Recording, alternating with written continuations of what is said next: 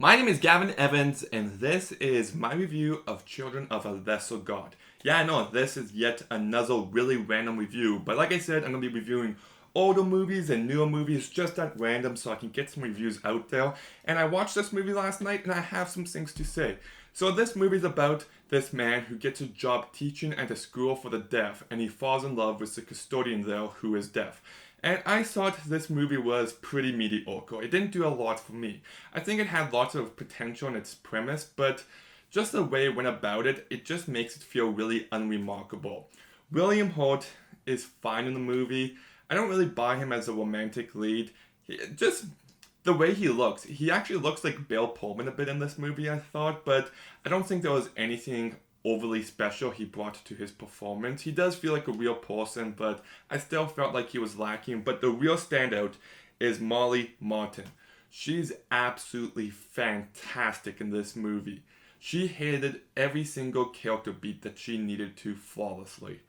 This movie came out in 1986, so this was the actress that beat Sigourney Weaver for Best Actress. And I would still give it to Sigourney Weaver for Aliens because that's just an iconic performance. But Molly Martin, I can't come up with a case against her. She's really fantastic here. She was also in Coda this year, and well, last year by the time this video comes out, and she was great in that movie too. So this is an actress who I've never heard of before that I really should have started paying attention to because she's really talented. The rest of the supporting cast is really fine. One of my big issues with this movie is I know it's a thing that used to happen all the time, but all the kids in this movie, like, they don't just look like adults, they look like older adults. Like, it's actually, like, I don't, maybe I missed it. I don't know if these are meant to be high school kids or junior high kids or college kids.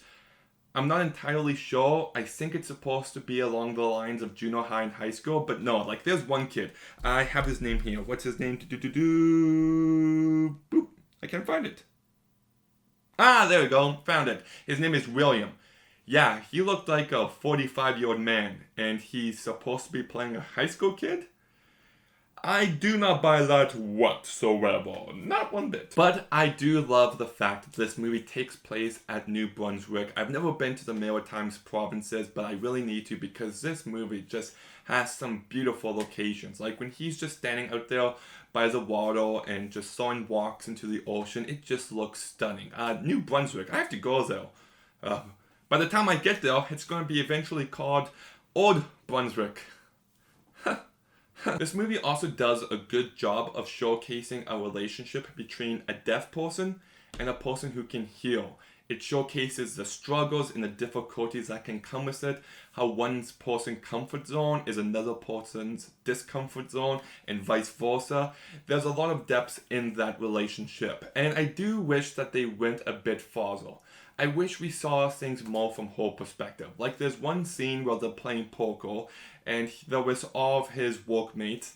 Everyone's able to talk and they can hear, and she feels a bit out of it. And I just feel like that scene would have been 100 times more effective if we had it from her perspective of just complete silence of people signaling to you, people patting him on the back for doing a good job with her, and just how that would make her feel.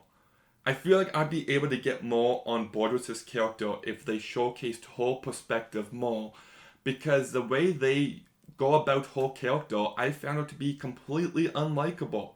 I understand the character, she's well written, she has depth, but she's the kind of person who would always start a fight over something.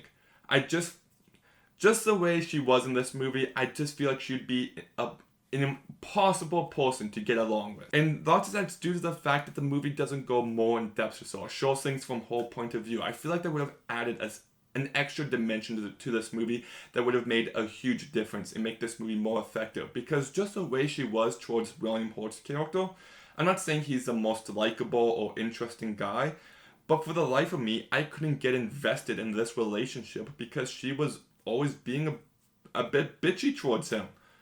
And I'm just like, why would you go after this relationship? You know, if she's being bitchy about him, but I understand it more, then I'd be like, okay, but just the way the movie went about it, I could never get invested in the relationship. I never cared about these two getting back together. And that's also due to the fact the romance moves remarkably fast. Like, the movie begins, he gets a job at this school, he sees her a couple times, and then he's saying that he's in love with her. Like, dude, take your time.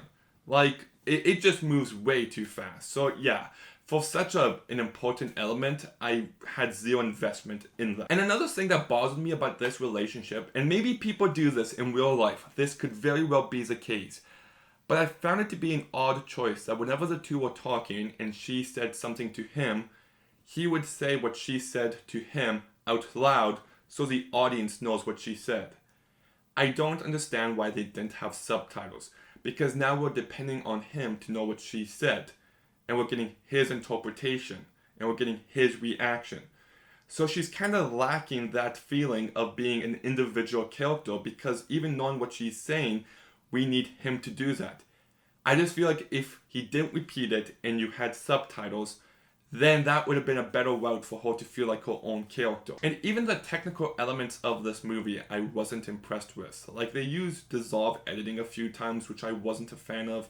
The music's got a real screeching sound to it in moments, which I really hated. Yeah, and this movie has a bland look to it. I think it's way too dark in moments. I don't think it's a visually interesting movie. Look, I know it sounds like I'm shitting on this movie, but the truth is, it's not a bad movie. The performances are good, especially Molly Martin, who's absolutely fantastic. And it does showcase a different kind of relationship and all of its struggles and difficulties without ever sugarcoating it. But I never really cared about that relationship as much as the movie wanted me to. It was way too rushed. It wasn't developed properly, and I always felt like the woman was trying to pick a fight with the guy. I also felt like this movie lacked any sort of perspective and depth, and you can see the potential here for a good, decent movie, but I don't even think the movie gets there. Instead, this movie just ends up being pretty mediocre. So I'm gonna go ahead and give Children of a Lesser God a 5 out of 10. Okay, have you seen Children of a Lesser God? Let me know what you thought about it in the comments down below. Make sure you like, make sure you comment, make sure you subscribe. Stay tuned for some more videos soon, and Gavin out.